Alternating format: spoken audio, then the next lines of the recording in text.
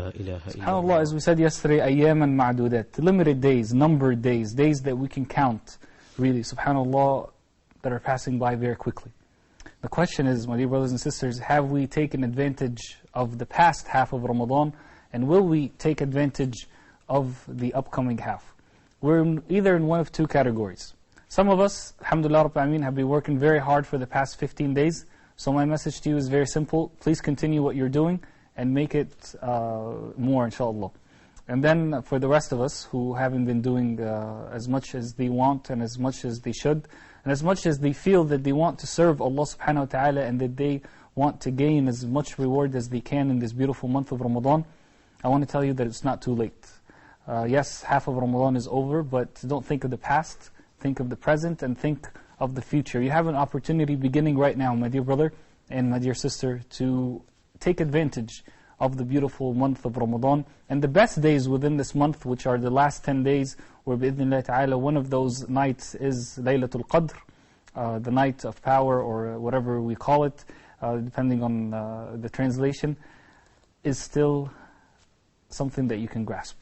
So I ask Allah subhanahu wa ta'ala, my dear brothers and sisters, to allow us, bi'idhnillah ta'ala, to live until the end of Ramadan and to do our best. Even if we haven't been doing enough in the past, let us focus and let us renew our intention. Let us make tawbah that we did not follow Allah subhanahu wa ta'ala's commandments in the past part of Ramadan, and let us focus on the future, bi'idhnillah ta'ala. Tonight, my dear brothers and sisters, we're talking about a new topic. Yesterday and the day before, I was joined by Sheikh Ibrahim Zidan, and tonight, alhamdulillah Rabbil Alameen, for the third day in a row, we are joined by Sheikh Ibrahim. We received a lot of phone calls yesterday and a lot of phone calls the day before. We were able to take about half of them. So I apologize for the brothers and sisters who we weren't able to take their calls. Please, inshallah, give us a call tonight, and we'd love for you to join us, inshallah. The phone number is 002-0238-555-248 or 249. 002-0238-555, 248 or 249. Or of course through Skype at Huda_TV. Huda_TV. As we talk, my dear brothers and sisters, about getting closer to Allah subhanahu wa ta'ala, and every night taking a step, or as we said, really taking a leap closer to Allah subhanahu wa ta'ala, I'm scared of something. I'm scared, my dear brothers and sisters, that we talk about these topics and you do start implementing them. And you do get, inshallah, with good intentions, the good intentions that you have a lot of good deeds, for being good to your parents, for becoming closer to Allah subhanahu wa ta'ala, for taking the disease of the fear of poverty out of your heart, as we talked about in one of the episodes, for being nice to your relatives, for making a balance between deen and dunya, for awakening yourself and not being in a state of heedlessness, as we talked in previous episodes, and all the things that we talked about. I'm scared that you actually do these things, and you get a lot of good deeds, but you come on the Day of Judgment, and you don't see any of these good deeds. Even though you did get them. I'm not talking tonight about sincerity, about doing them with bad intentions, or doing them to show off, or without even taking an intention. No, I'm saying you were sincere in your actions, and you said, I'm going to change myself in whatever topic we talked about, and you started doing good deeds. But you come on the Day of Judgment, and you see that you have no good deeds in your scale of good deeds. And on the other hand, you see that you have a lot of bad deeds in your scale of bad deeds. And you had the expectation, bi'idhnillah ta'ala, that your good deeds with the mercy of Allah subhanahu wa ta'ala would take you to Jannah, and you find yourself otherwise. And you find yourself in big trouble on the Day of Judgment, and maybe, who knows, in Jahannam. Because of the one thing that we're talking about tonight, my dear brothers and sisters. Our tongue. Specifically, the great sin of backbiting. A person would come on the Day of Judgment with a lot of good deeds and would lose all these good deeds simply because he spoke badly about someone else. Or simply because that person backbit that other person, or did some sort of injustice to them. See, when we think of injustice, we don't necessarily think of what we say. We often think of what we do. I did injustice to such and such person. But you can do injustice to another person, whether that person is a brother or a sister, or a young person or an old person, or a friend or an enemy, by your tongue. By your tongue. You can do injustice. And that person can take from your good deeds on the Day of Judgment by what you did with your tongue. So tonight, my dear brothers and sisters, with Sheikh Ibrahim Zidan, we want to talk about the tongue, and we want to talk about the grave sin of backbiting. Something that I'm sure you've heard about many times, but something that even though we know about a lot, we often forget it a lot. Especially in the month of Ramadan, where, alhamdulillah, it's a great thing that we gather with a lot of people, whether it's at the masjid, whether it's in our local communities in the West, whether it's with our relatives in the East, or wherever you are in the world. But even though that is a good thing that we're meeting with people and we're discussing, we're having conversations, it is really a big room for backbiting. So, Shaykh Ibrahim, assalamu alaikum wa rahmatullahi wa barakatuh. Our tongue can either be a blessing or a curse. And as the Prophet Muhammad ﷺ said in the Sahih Hadith, whoever can guarantee for me whatever is between his jaws, which is the tongue, and whatever is between his legs, which is the private part, I guarantee Jannah for him. And tonight we're talking about one step closer. We're talking really about the guarantee. Half of that guarantee is guaranteeing our tongue. Alhamdulillah, wassalatu wassalamu ala Rasulullah. MashaAllah, you stated beautifully that it's not just about doing good deeds. It's about guarding and saving ourselves from doing bad deeds. And Allah subhanahu wa ta'ala created everything in our bodies as a way to test us. And one of which this tongue that never gets tired whatsoever. We can talk the whole day and the whole night. And every single word that we say, it's either going to be in the balance of the good deeds or the bad deeds. So just being watchful of what we say, because the effect of the word is as severe, sometimes it's even worse than the physical strike with a hand, for example. So that's why this is a major sin. Backbiting is a major sin. We need to know what it means. We need to know why sometimes we backbite and we want to backbite. And also we want to know how to repent to Allah subhanahu wa ta'ala from it, and how to be steadfast in being away from backbiting and talking about others in an evil way. May Allah subhanahu wa ta'ala protect our tongues. Sometimes this happens a lot in the conversation. I'm sure you've heard it a lot. Someone is talking about a person, and he's saying, I'm talking about such and such, and this person is such and such, but I'm not really backbiting. I don't mean to backbite this person. So we're given excuses for our own selves. Actually, the excuses are from two different types of excuses. One of which a person would say, I would say that to him in front of his face. Another thing is, there is exceptions for backbiting. And people get to learn that very much, mashallah, which is a good thing to be for a Muslim to learn. We'll talk about them tonight, inshallah. But exceptions are exceptions, not the norm. It's not the general rule. So what is ghiba? What is backbiting? Is, as the Prophet ﷺ said clearly in the hadith, ذِكْرُكَ أَخَاكَ بِمَا يَكْرَهُ. And that's it. That when you mention your brother with something that he dislikes, even if it's true? Actually, if it's true, this is ghiba, this is backbiting. The companions radiallahu anhum, by the mercy of Allah, they asked that question. They said, O Prophet of Allah, if what I say about my brother is true, is present in him. The Prophet ﷺ said, if you talked about your brother by something that is present in him, فَقَدْ اغْتَبْتَ. This is what ghiba is all about. This is what backbiting is all about. You had committed the major sin. But if you say something that is not in him, you committed what is worse, and that is فَقَدْ بَهَتَّ. That means you did the slandering or the buhtan, which is the worst sin. When you say something about your brother or about a sister that is not present in them, and they would hate that. So both ways is too evil, that a person is falling in one or the other. Jazakallah khair. Brother Hakim from Ghana, assalamu alaikum. How you doing? But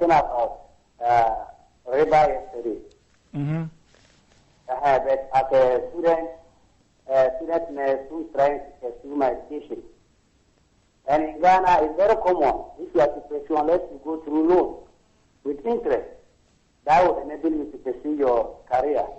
And with family issue here and there, saving is not an option, as far as Ghana is concerned, except from family and others. You have to help the family with more things that you are earning. So at the end of the day, the only option for you is to go for the loan with the interest, so that after your completion, then you'll be paying it gradually.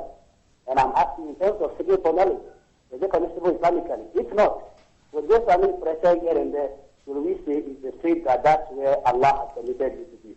Assalamu alaikum. Jazakallah khair. Barakallah fi. Shaykh Ibrahim.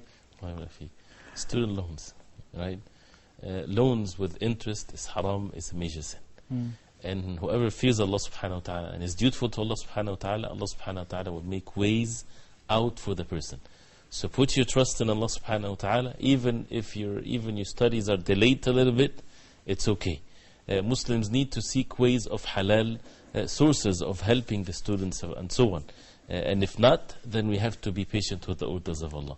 And definitely Allah subhanahu wa ta'ala would replace it by something better. Instead of finishing in 4 years, if you can finish in 8 years, Allah subhanahu wa ta'ala will bless it for you. But there is no excuse when it comes to this. Allah subhanahu wa ta'ala knows best. Jazakallah khair. No. Going back to the issue of backbiting, No. where's the origin of the word backbiting, al-ghiba, in the Arabic language? Where did that come from? Al-ghiba comes from something like from the word al-ghaib, for example, which is unseen. Something that a person would talk about, something that is not present. We're talking about a Muslim brother, we're talking about a Muslim that is not present, talking about him. Either we will talk something evil or something good. If it's something good, mashallah, there's no problem. But if it's something bad, either it's true or it's a lie. If it's true, it's a major sin, it's backbiting. If it's a lie, it's worse, and that is the buhtan. That means anytime we'll talk about a Muslim in an evil way, it's not permissible whatsoever, unless, again, there is exceptions.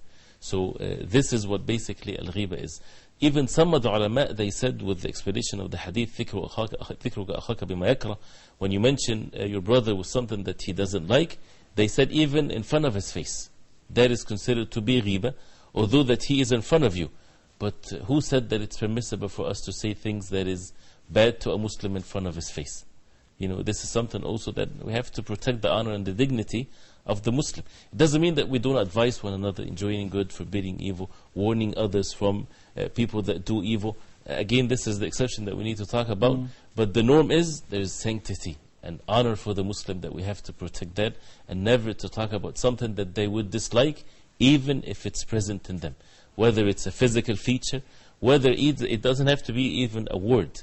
A person can say or do a gesture with his face that makes the other person think bad of that person that they mention his name. I would mention Brother Mustafa, for example, right? You mentioned Brother Mustafa, right? And I would say, I would do something with my hand. That means what? That means he's no good. Or I can even say a good word. I can say, may Allah guide us all. SubhanAllah, it sounds nice that we're making dua to Allah subhanahu wa ta'ala that Allah guide us. But you understood from that statement, that means he is not in the form of guidance. This is backbiting. So it's a very dangerous thing. We have to purify our heart and make sure that we only say what is good. Barakallahu feek. Brother Dawood from the UAE, Assalamu alaikum. Wa alaikum salam. How are you, sir? Alhamdulillah Rabbil Alameen. How are you, brother? Fine, thank you. I have a question, actually. Go ahead. Yeah. I wanted to know, I wanted to, get myself into property, like real estate. Okay. Like, I'll build a house and perhaps I sell it. Maybe I'm going to add some interest on top of it. And then adding the interest and perhaps selling it to somebody who doesn't have maybe all the amount to buy it, at the same time. Is it permissible to perhaps he pays half of the money and then the rest he can pay later? Is it allowed this way? Okay. Jazakallah khair, Brother Dawood. Still going back to the river subject. Coming back to the river, I did change my clothes from yesterday, so I'm not sure what the deal is. I'm just joking, brothers and sisters. If you have questions about any subject, feel free to give us a call, inshallah. We're here with you live. And at the end of the day, the purpose of this program is to benefit our brothers and sisters about the topics that they need the most. Right. If the brother, he has his own business and he's building the place, he's the owner, right? And he's selling it to others and he wants to take payments. So a person would give him half and then the other half on installments. There's no harm in this whatsoever, as long as you can draw a straight line between the buyer and the seller. There's no finance entity that comes in between. The buyer and the seller, they're the ones that are buying to the person, half and then the half, or whatever they agree upon. And there's no harm in increasing the price, but with a fixed price. One price only that they would agree upon when they're sitting discussing. They can say if it's cash money, it's 1,000. If it's installments, it's going to be 2,000. Which one would you agree? He said the 2,000. Once they agree to that price, there is nothing whatsoever that would make it increased. Even if he's late in the payment. It's only one price, one sale price, and installments, mashallah, there's no harm. There's no penalty fees. It's between the buyer and the seller. absolutely no problem whatsoever, inshallah ta'ala. Jazakallah khair. Back to backbiting. No. Back to backbiting. No. Allah subhanahu wa ta'ala gives a very graphic explanation in the Qur'an about the person who backbites his brother. It is really like the eating of the dead flesh of a person. No. I mean, imagine just eating the flesh of a human being. Now imagine eating the dead flesh of that human being. No. To be honest, we all know this ayah. No. I'm sure a lot of the brothers and sisters, I mean only maybe 5% of our brothers and sisters are hearing this for the first time. But why do we continue backbiting when we know these facts? No. Why? Because it's something that is in our nafs, in our being, that this is the way for a human being to elevate himself. This is how some people think. To step over someone, it'll get you higher. Right? This is definitely a wrong concept, but it makes the person feels good. When you put someone down, that means you're better than him. That means you're superior. That means you're righteous and he is evil. And so on and so forth. So it serves some form of the greed that is present in the human being. And we need to fight that. And this is present in each and every one of us. We need to fight that by seeking rewards from Allah subhanahu wa ta'ala and protecting ourselves. But the verse, inshallah ta'ala, later on we want to talk about it because it's a reality. It's not just a metaphor. It's a reality as mentioned in some of the hadith of the Prophet ﷺ. Yeah, I think if we link it between the hadith, you're right. It's not a graphic metaphor or a simile. It's really literal. Right? Okay, Right. we'll talk about it inshallah. If you take a call from Brother Yusuf from Nigeria. Assalamu alaikum, brother. Wa alaikum assalam. Good evening. Good evening, brother. How's it? Please, my question is, I'm engaged in this. Yeah, I can hear you. Go ahead, Brother Yusuf. I'm engaged in business, so I usually purchase goods in credit. But it has been some years, but by now, I don't know. He has given me a lot of credit. I don't know the really amount that it is. So I don't know the really amount that I'm owing him. So I don't know in this case how it's going to be. Is it cheaper? Because I don't know what to pay him, and he also don't know the amount that I'm owing him. So that's why I need enlightenment. So you don't know the amount that you're owing them, the bank? Yeah, no, and he also don't know. And the person doesn't know. Yeah. Okay, so basically you borrowed money from someone, but you don't remember how much you owe him, and he doesn't remember how much you owe him also, right? Yeah, inshallah. Okay, inshallah, we'll try to find a solution for that, inshallah. If it's, mashallah, it's an easy matter. They need to get together and agree together on some amount, that it's on a safe side, that this is basically the amount of money that they think, that they would agree with each other that this is the amount of money that is left, and then he can pay that back, right?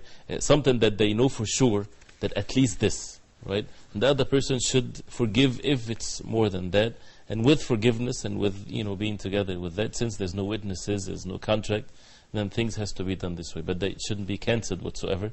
It should be done, but with matters of forgiveness and being lenient, inshallah ta'ala. I love how you answer these questions. You always go back, these types of questions always go back to the origin of the situation. So let's take advantage of this question and go back to the origin of the situation. I guess the original problem is not that they forgot the amount. The original problem is that they didn't write a contract. Right. So as we know, even if they're two Muslim brothers, or best friends, they have to write a contract between them. Tell us more about this contract. This is something that Allah subhanahu wa ta'ala says in the longest verse in the Qur'an, Ayatul Dayn. Ya ayyuhalladhina amanu, idha tadayantum bidayn ila ajalin musamman faktubu. If you take a loan, write it down. It is not about that you don't trust the other side. It's not about that whatsoever. Some people, they feel uncomfortable. They would say, you don't trust me? You want me to sign on the paper? You get me in trouble later on? It's not about that. What if the two parties, may Allah subhanahu wa ta'ala forbid, they die right after they sign the contract. They go out and somebody dies. Then there is rights for the inheritors. Who's going to know that? Who's going to remember that?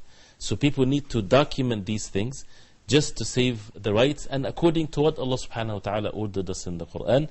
And one of the complications of that is what we heard, people forget. Yes. So, and then rights are being abused and so on. And it's means for the shaitan to get into between the people and cause enmity between them. And that shows the perfect system that Allah subhanahu wa ta'ala wants us to follow. Jazakallah khair. We asked brothers on the street what they thought about the issue of backbiting and what are the main causes of it. So inshallah, my dear brothers and sisters, let's take a look and we'll come back. We'll continue talking about the subject and we'll take more of your phone calls. Bismillah.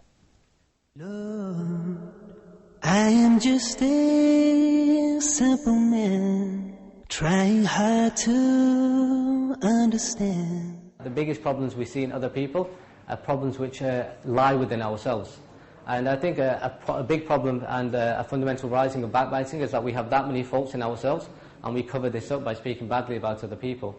I think it's because we have like personal issues. We have like with our complex, with our, if we are mad somebody or somebody said something to us, we are doing the same thing. So we're not forgiving, we're not like, we're not doing what the Qur'an says. I think it's because people don't think about it. They just talk and talk and talk, and Zidan is talking for them, and they don't think that it's a big sin. They don't have the knowledge that it's actually a big sin, and when you do it, you'll give all your good, what you did, you'll give it to him, the one you're backbiting. So they don't know that. We should know Allah subhanahu wa ta'ala watching us all the time. And we should choose, I'm going to please Allah or please, human. People do not have peace. They do not live in harmony in the society. So the society will not be in peace, or the society will not be in harmony. Lord, I am just a simple man, trying hard to understand. Beautiful thoughts, mashallah. Especially liked the people who emphasized on the point that many times when we backbite other people, it's really because of an underlying condition within our own selves. No, it's true. And that's why if we just have a little bit of fairness, we won't backbite one another. Because we know that we have more faults than the person we're backbiting. We know ourselves more than knowing anyone else. And if we really reflect upon ourselves, we have so much faults. So why should we focus on others? There's a beautiful hadith of the Prophet ﷺ. He said, عليه الصلاة والسلام, إن أحدكم لا يبصر القذاة في عين أخيه ولا يبصر الجدع في عين. Which means one of you, this is the effect of the human being, can see the smallest piece of dirt in the eyes of your brother, but he cannot see the trunk of the tree in his own eyes. So he can see the small fault in his brother's eyes, and he can't see the huge fault that's within himself. Right, and that's why actually on the other side, when you are backbited, don't just take it as somebody hurted you, take the good side of it. Maybe it's true that he did say something bad about you that you need to change. The evil and the sin is on him, but we benefit from that on the personal level, that we can really change and avoid being, the early generations of Islam, they used to benefit from the words of their enemies. This is how fair they were. So it's a very important topic, and we need to basically have the patience to stay away from such an evil thing. Ameen. Brother Uthman, assalamu alaikum. Wa alaikum assalam. How you doing, brother? Which country are you calling us from? I'm calling from Nigeria. MashaAllah. Go ahead, Akhi. Yes, I have a question. Considering a situation where, for example, a person had a very bad business relationship with somebody, and then he doesn't like the attitude of that person, and he came home and maybe told his wife about this the person's attitude, is that considered a backbiting? Jazakallah khairan. That's a beautiful question, mashallah.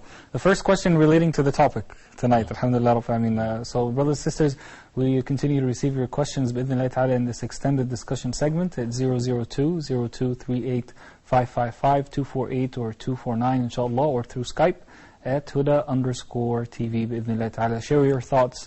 Tell us also your personal stories when it comes to backbiting. Maybe faults of your own, or maybe if someone had backbitten you, what you should do also. We're going to talk about that in just a bit, inshallah. Since our brother Uthman, he has a problem at work. He mentioned specifically, that he's dealing in a business with a person, and that person deals in riba, or there was some sort of riba transaction. Nevertheless, he goes home, he talks to his wife about it, and obviously, maybe he's mad about the situation that happened on that day, and he's telling his wife bad things about that person. I think this is something that we can all relate to. Right. And this is one of the dangerous means to fall into backbiting between a husband and a wife. Because the wife is very close to the husband, and the same thing for the husband to the wife. So there's no formalities, basically. So the person would just get everything out, right? And we have to be careful. We cannot backbite and talking to the wife about someone at work, unless it's a general situation that the wife doesn't know the person, have no idea whatsoever who's that person, and you're talking in general. A person did that to me, and the other person does not know who he is, there's no harm whatsoever. It is without mentioning the person's name. Without mentioning the person's name, and without any means that the person would understand who's that person. Because what if you say my boss? Still a person should avoid it. Unless there's a benefit, a person would get an advice, for example. But we have to be careful, to the extent of which it's not permissible to backbite your own sons and daughters. Really? Right. Let alone, for example, the parents and fathers and mothers, the dead people, we cannot talk evil about them, unless, again, there's exceptions. And that's why the exceptions keep coming. Okay, they keep coming and we keep pushing them away because we don't want all of us, to fall into the exception category. We'll talk about them, inshallah, as we get closer to the end of the episode, inshallah. Brother Muhammad from Jordan, Assalamu alaikum. Wa alaikum assalam. Kayf al-hal? Alhamdulillah Rabbil Alameen. Go ahead, brother. Brother, I have a couple of questions about backbiting. Please. First, if the Shaykh can clearly define what constitutes the backbiting. Alright, what's the second question? The second question is, we talk about the leaders in our countries and we see them doing all the wrong things, and if we do talk about them, is it comes in the bracket of backbiting? Beautiful questions, mashallah. Jazakallah khairan, brother.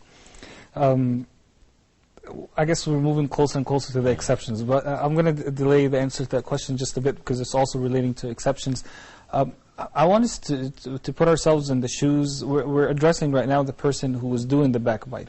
Okay, let us also talk about the other side. If you have been backbitten, how should you react to such a situation? Should you feel that, okay, now I can backbite the other person, now this person talked about me bad first, so now I have the right, even Islamically, we say Islamically, I have the right to answer that person, to talk, to the same group that he talked to about me, I can talk to them about him, so I can clarify my own situation.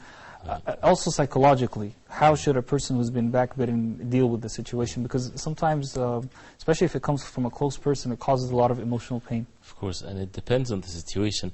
But in general, the rule is, injustice should not be opposed by another injustice.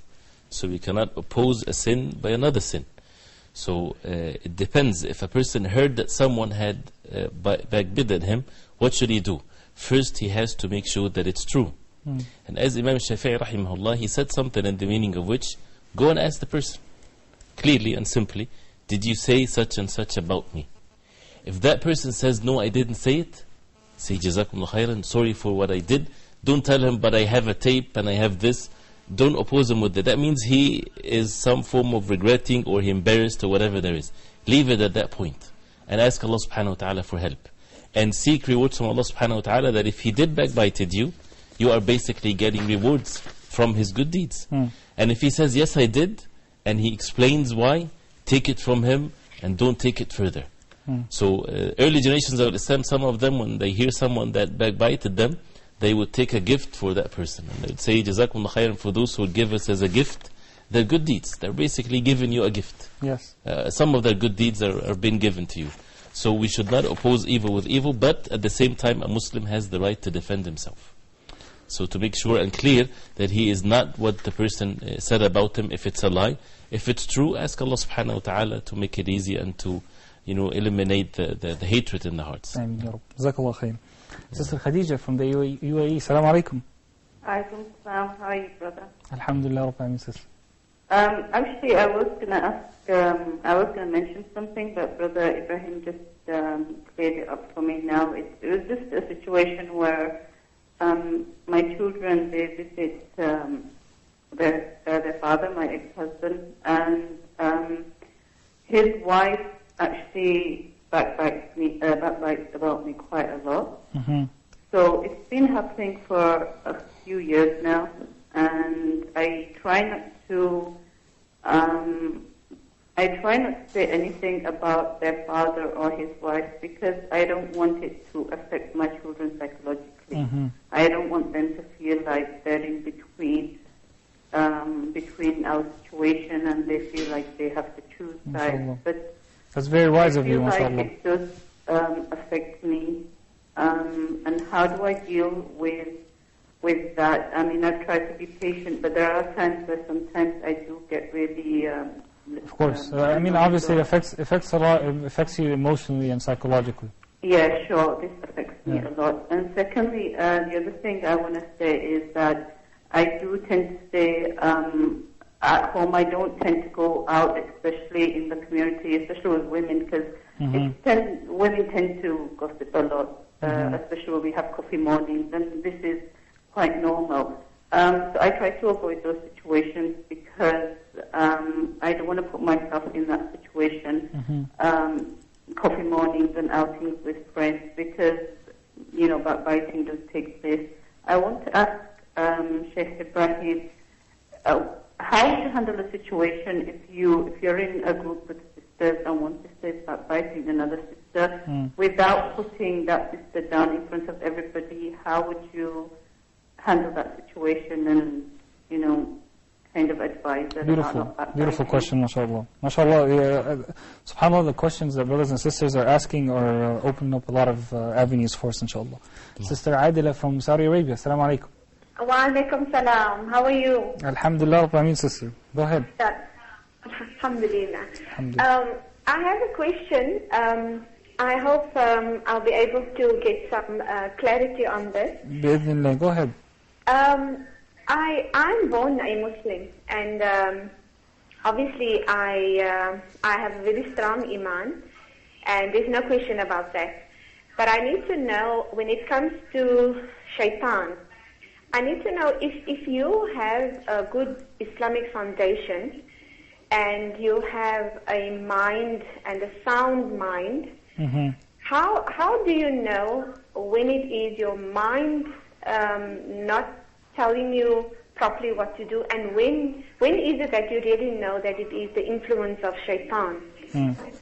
So when is it the nafs and when is it the shaitan? I think Ramadan's a good indication for that, inshallah. Yes, and then the other question I need to know is, I don't know the exact wording, but according to our belief as Muslims, when it comes to Ramadan, the shaitan is in chains, right? Am I right?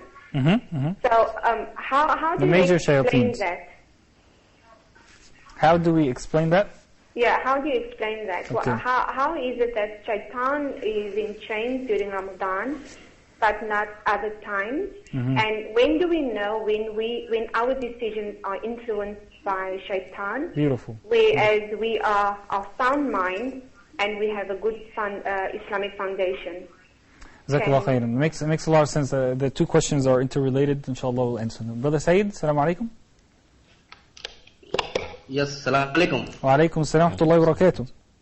How are you, brother? Ramadan Mubarak to you. Ramadan Mubarak to you. Jazakallah khairan. Brother, I have actually 3 questions. One about backbiting and other about Ramzan and Zakat. Okay, go ahead, inshallah. We'll try to get as many answers as possible, inshallah. Yeah. Regarding the backbiting, if, for example, I'm looking for a proposal from my sister for marriage, and then I want to inquire about the person, the man, then if somebody says bad about his habit or whatever, so does it come under backbiting, or it is okay to Got your question. I got your question, inshallah. Next one about Ramadan, right? Yeah, Ramadan, yeah. The Taraweeh, sometimes I need to pray at home because of some reason. So should I pray that in a loudly or silently? Okay, mashallah. Third question? Yeah. And the third question is, I'm constructing a house, and then it is just for me to stay or my family to stay there. So should I pay the zakat on that amount, or is it okay? I mean, it's. So are you currently living at that house? No, currently it's under construction. Okay. I'm not living in that house, but I'm intending to live there or keep my family there. Okay, inshallah. Beautiful question. And Eid, right now I'm in the UAE and I want to go back to my country on Eid, where they have started the Ramzan a day later than in UAE. One day after that. So what should I do? Should I continue 31 days of fasting there, or I have to stop myself on 30th day and celebrate the Eid with them. What should I do? What is the ruling? Jazakallah khair. What country are you from? I'm from India, by the way. MashaAllah. Barakallah feek. May Allah subhanahu wa ta'ala bless you and all our brothers and sisters in India, inshallah. Jazakallah khair, Brother Sayyid. Alright, so we have a lot of questions. I hope we do actually get time to talk about the exceptions. Let's begin with Sister Khadija. I think she is doing something that's very wise, mashallah. Even though, her and her husband are divorced, he's married to another woman. She tries not to talk bad, about the dad in front of the children, even though the dad's wife is talking bad about her. But this is affecting her psychologically. It goes back to a point we were talking about earlier. Your thoughts for her? She should first seek help from Allah subhanahu wa ta'ala. She's doing the right thing, and that is not to oppose the injustice with injustice, the sin with the sin. If it's definitely, it hurts, and that's why we need to turn to Allah subhanahu wa ta'ala. You're getting rewards inshallah ta'ala by being patient, and at the same time defend yourself. If it's lies, you can defend yourself in the proper way, so that you push away that evil from you. But keep on like that. You have a support and help from Allah subhanahu wa ta'ala as long as you are being patient and seeking rewards from Allah subhanahu wa ta'ala. And definitely the good would never be terminated. You would see the outcome of it, and you will be rejoicing and happy as a result of that. Jazakallah khair. Her second question was her statement as a woman, not mine, that women in general tend to gossip a lot. إِلَّا مَنْ رَحْمَ رَبِّكَ. Okay, except those who Allah subhanahu wa ta'ala has mercy on, and they don't get involved in that. May Allah subhanahu wa ta'ala reward them. So she's in a situation where she's gathered with a group of sisters, maybe even at a masjid. People are backbiting inside of a masjid, subhanAllah. Maybe the ayah about backbiting that we're going to talk about in just a bit, as we said, we're going to explain more. The Shaykh is saying it in the salah, and some sisters are sitting to the side and they're backbiting. So she sees this situation. Obviously, one sister is doing the job of backbiting, and she's talking to the group. How can she do al-amr bil-ma'ruf and al-nahy an-munkar, how she can enjoy good and forbid the evil, with also keeping in consideration the feeling of that sister without wanting to lose her or to embarrass her publicly? Right, very good. It's not about enjoying good and forbidding evil. Backbiting, if one person is backbiting and there's a group of people sitting, and if they don't do anything about it, the backbiting sin is in all of them. They're all part of it, not just the one that said it. They're all equally falling into the same sin. No exception. Really? No difference between the one that is saying things and the one that is listening to it. That means the person listening to this has to say something, has to do something. And that is to defend the honor of that Muslim that is being backbited. Yes, that might put down the person that is backbiting, but what about that Muslim that is not present? How about his honor and dignity that is being humiliated at that, in this context? So saying it in a nice way, that this is not permissible, this is backbiting, or saying that brother or this sister, I know anything and I know everything good about her, this is, things like this. To defend the honor of that Muslim, it's a must. If a person fears for his own life, for example, that might hurt him, then to leave from that gathering. And if a person says something and they don't accept it, then a person has to leave that gathering, and there's no exceptions also. There's verses in the Qur'an that talks about that, which is very important. And we have to have the shyness from Allah subhanahu wa ta'ala before anything else.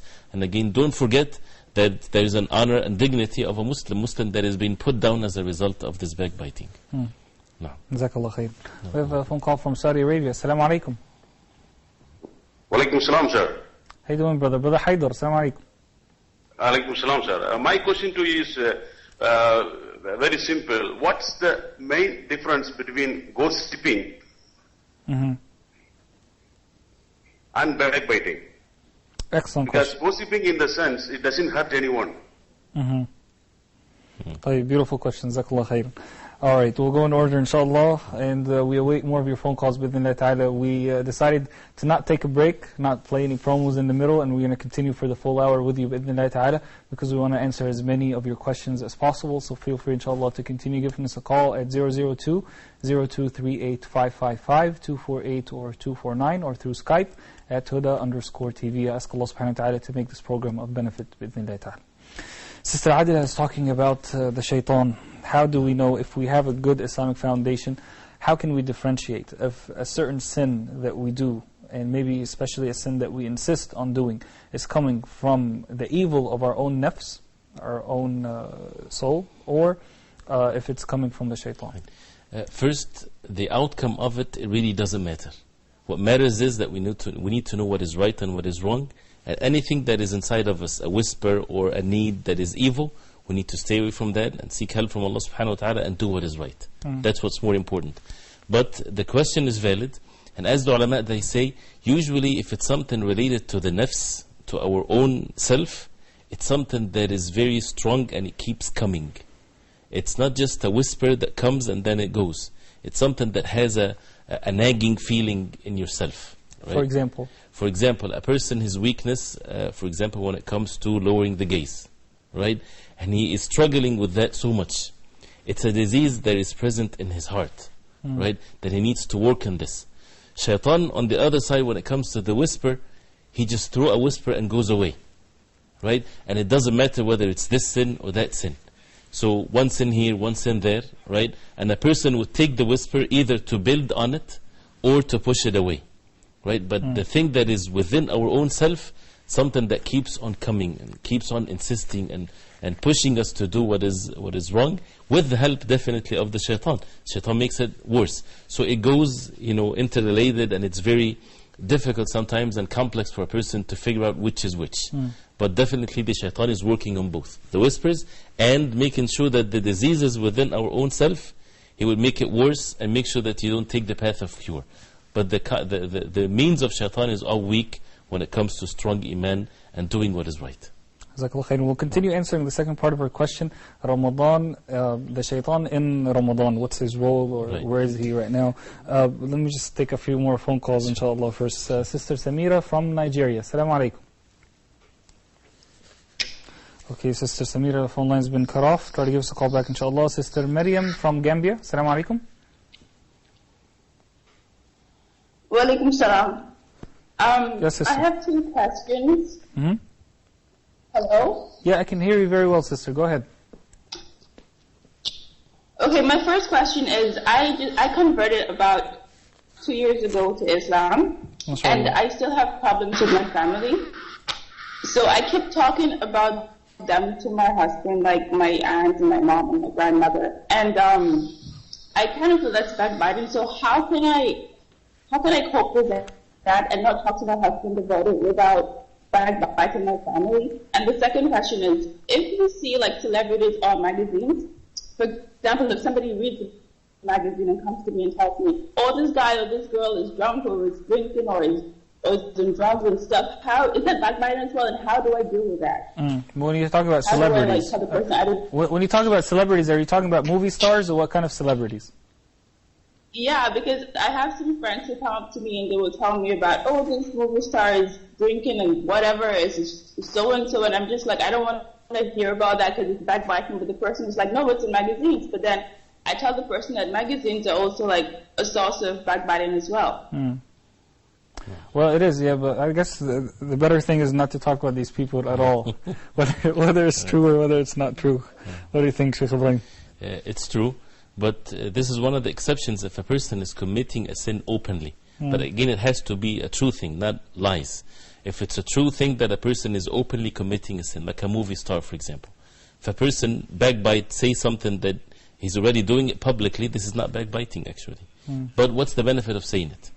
This is what you said. There's no need for us to talk about it. But when it comes to backbiting, this is not backbiting, because he's openly committing the sin, and it's something that is being shown by millions and millions. So when a person talk about it, it's not considered to be backbiting. But it's better not to talk about it at all, right? Better not to even,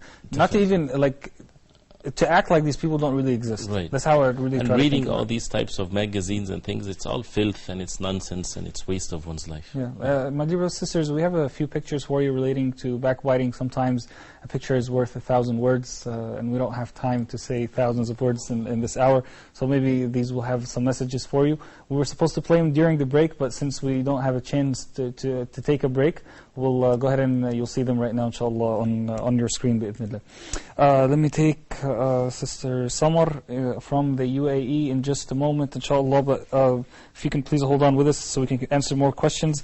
Sister Adila is talking about the shaitan in Ramadan briefly, inshallah. The Prophet ﷺ said that in the month of Ramadan was sufidat al-shayateen, meaning that the devils, they fierce, and one narration, maradat al-shayateen, the fiercest of the devils, they're being chained. The major shayateen. The major ones, not all of them.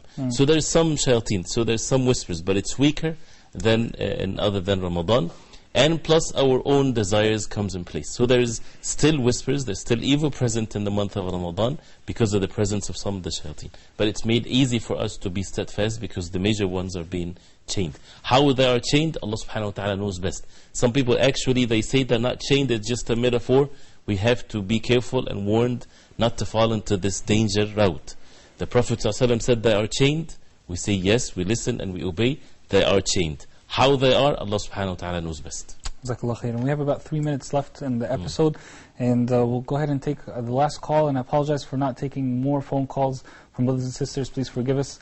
I'm also not sure if we'll be able to answer all the questions. If not, then we'll try to answer them next time. Sister Summer from the UAE. Assalamu alaikum. Assalamu alaikum wa rahmatullahi wa barakatuh. Wa alaikum assalam wa rahmatullahi wa barakatuh. Yes, my question is that it happened to me once. I was in a room and somebody didn't know that I was there and was backbiting about me. So, like, what should I have done in that situation? And is that backbiting or no? You got the question, right? Okay. Okay, Jazakallah khair. Barakallah fi. Alright, Brother Sayyid, I apologize. We have quite a few questions. We'll answer the one relating to the topic tonight. Someone's proposing to his sister and is inquiring. He's inquiring, so someone is telling him something bad about the person proposing. This is one of the exceptions, and if you allow me very quickly, please. There's 6 exceptions to backbiting, but we have to be careful. These are exceptions. One of which is a person being injustice committed against him, and he has to go to the court, for example, and say somebody stole money from me. This is not backbiting. Someone that is warning others from someone else, one of which is what is mentioned in the question. A person is proposing. You need to know what is evil more than what you want to know when it comes to good things. So actually it's amana, it's a trust that you have to say all the evil things that you know about that person, to warn, because this is a lifetime commitment. So it's not backbiting, it's a mandatory thing to say what is evil if you know anything about that person. If a person is known by his name to be a limping person, whatever there is by his names, it's okay. If it's helping to remove an evil, it's okay to say something about removing an evil. Come and help me to stop that person from committing that sin. It's permissible in that regard. And someone that is openly, publicly committing sins, it's okay to backbite such a person. So these are the means that the ulama, they mentioned, but again, these are exceptions, right? And nothing whatsoever would bring an evil if it's the order from Allah subhanahu wa ta'ala. So in that case, yes, it's a must that a person would say the truth about a person that he knows if he's proposed to someone, to make sure that they know everything clearly about that person. So that's the first thing. That's the first exception. We have 5 more, and we have 5 seconds left in the episode. So I guess we won't be able to get to them today, but inshallah we'll try later. Let me finally take the question of brother was, because this is such a hot topic. A brother was asking about when we talk about the leaders, especially of Muslim countries, who may not be righteous, who may be openly committing sins or openly committing injustices. Your thoughts about that? If it's something that has been done publicly and a person is saying something that has already been done publicly, this is not considered to be backbiting. But again, what's the benefit of it? And the other thing is that we have to be careful not to cause fitan and tribulations in the country by spreading rumors and talking evil about things like that, so that people would cause bloodshed and things like this. We have to be careful. But again, anybody that do something openly, publicly, and you say that he did this and you saw this and it's done on television, for example, that's not considered backbiting. But people talk about their personal lives, things that is not done publicly. This is definitely, he's a Muslim, he's honored, he's dignified. A person should protect the honor and dignity of any Muslim. Jazakallah khair. Barakallah feek. Dear brothers and sisters, unfortunately we ran out of time, so I apologize for not being able to answer the remainder of your questions. It really pains me, because I love for anybody who called to be able to answer their questions. Please forgive us. If your questions are related to fatwa questions, please try to call Ask Huda tomorrow, inshallah. I believe it's at 5 p.m. Mecca time. Give them a call, and maybe you can get some of your questions answered. And if not, then inshallah give us a call again on Sunday on our program One Step Closer. Sheikh Ibrahim, you've been with us for the past 3 days. We've made you very tired, especially in the month of Ramadan. I know you'd like to focus on your ibadah, but as you know, of course, this is also a great form of ibadah because people's hearts are open in the month of Ramadan. May Allah subhanahu wa ta'ala reward you greatly, inshallah. Barakallahu feek. My dear brothers and sisters, thank you so much for being with us here this evening. We'll see you again on Sunday night, bi'idhnillah ta'ala. Jazakumullahu khairan. Wassalamu alaikum wa rahmatullahi wa barakatuh. Lord, I am just a simple man, trying hard to understand where's my place in your great plan. Oh Lord, Lord, I am just a simple man, trying hard to understand where's my place in your great plan. Oh Lord, help this man, help this man.